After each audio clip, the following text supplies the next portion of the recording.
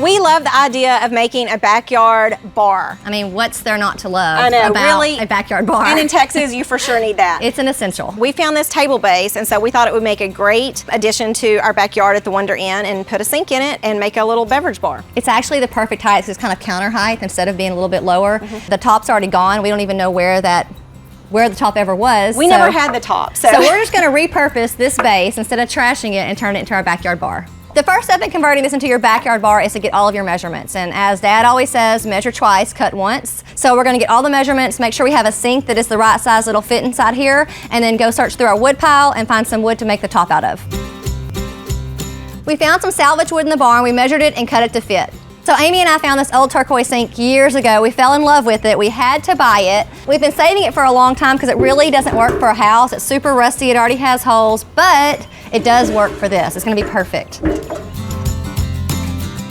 Typically when we put a sink into a piece, you probably build a solid tabletop and then cut a hole out. We're going to do it a little bit differently this time. We're gonna put our wood pieces in and then set our sink down, and we're not actually cutting any wood out of the middle.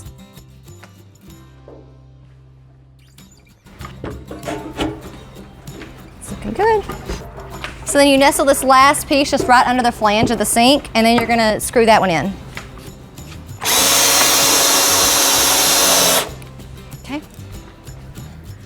Looks cute. We're gonna do some sanding now, so I'm gonna mask up.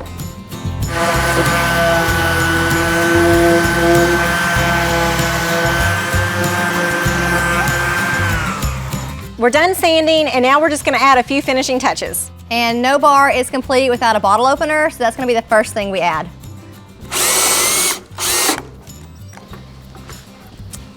Okay. All right.